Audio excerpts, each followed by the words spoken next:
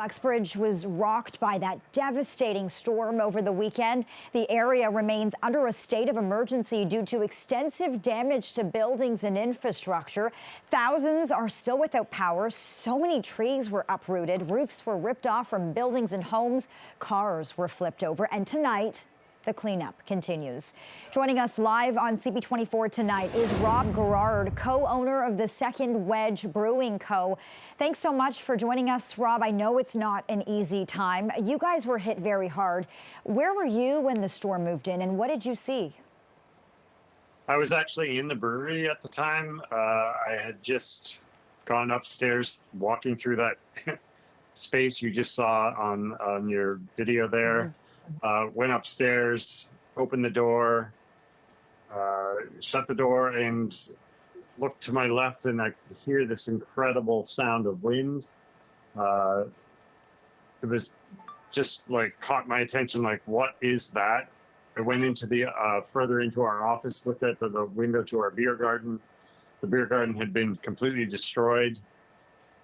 I grabbed my dog, who was up in the office with me, tried to get out back through the door I came in, and I opened the door, and there was debris in front of the door, and the roof was gone, which I heard nothing of. All I could hear was wind. Then apparently I called my taproom manager. I don't remember making that call. There was a mass confusion going on for me. All I remember is then waiting it out, hearing that the wind had died down, and opened the door again, climbed through the debris, got through wind, rain. It's still kind of crazy. Got into the tasting room where our customers were, and our staff had corralled them back into the back of the building. We waited there until we didn't hear the wind anymore, that everything had died down, and got everybody out in the building, and got out and waited outside, and we were just massively confused. Just horrifying. We're going to bring in now Uxbridge Deputy Mayor Willie Popp to join in on this conversation. Deputy Mayor, thank you so much for making time for us tonight. You've been out surveying the damage since Saturday. Tell us what you're seeing and how your community is responding.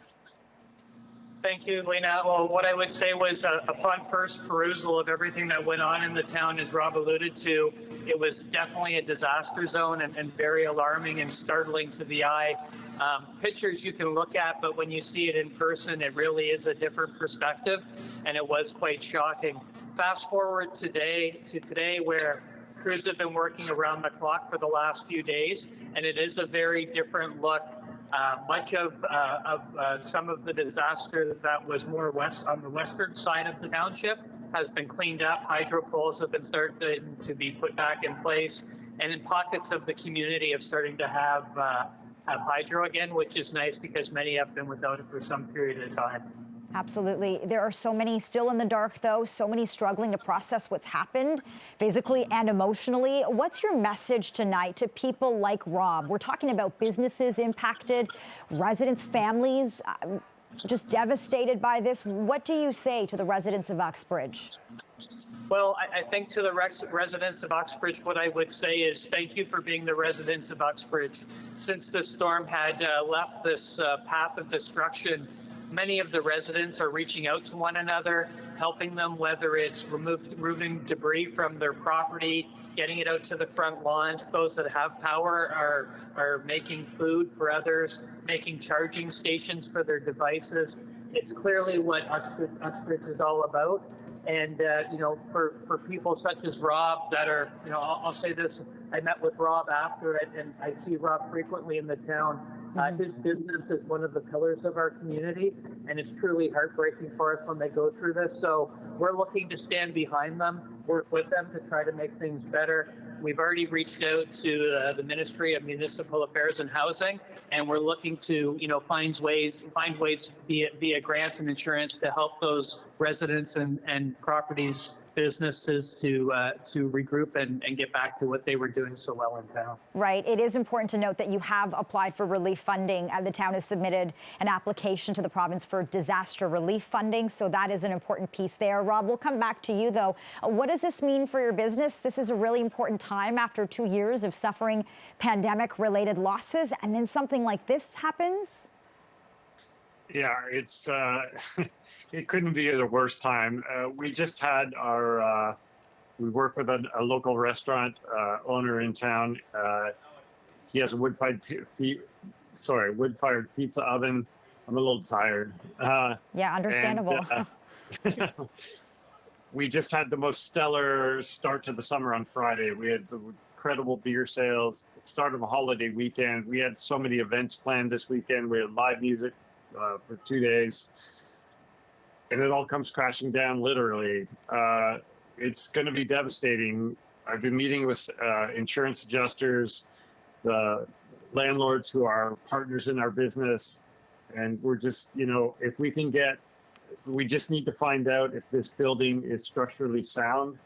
If it is, then we can start to move towards repairing, but we can't do anything at the moment. Deputy Mayor Popp, I'm wondering if you can give us a better sense of the numbers tonight. How many people are still without power? How many buildings do you think were hit? And how long do you think the cleanup might take? And I know that's a tough question. There are several tough questions, Lena. What we do know is there is approximately 36 properties that our chief building officer had to take his crew out to review and have a look at, whether it was safe to go back and occupy those spaces, whether it's okay to, whether it just had to have some repairs done or anything along those lines. And the good part about that businesses to get their insurance in line to start working on the process to getting back to whole again. We do have the chief building officer and representatives from the province coming through tomorrow to review with property owners such as Rob the damages that are done and looking at what their insurance covers off for them, but what they become out of pocket on, so that we can start counting the dollars and cents that it'll take to allow businesses and property owners to get back to where they were. With regards to timing for when we get back, I'm one of the residents that still doesn't have time. And the Hydro One and Lexicon has worked so hard for us, and we're so very thankful. But it really is hard to speculate exactly when some of the power will get on in certain areas of town. Hopefully that'll be sooner rather than later, but I know it's really tough for them to speculate. Yeah, this is certainly a very challenging situation. Deputy Mayor Willie Popp and Rob Gerard, thank you so much for your time. We're all thinking of Uxbridge tonight. Good luck.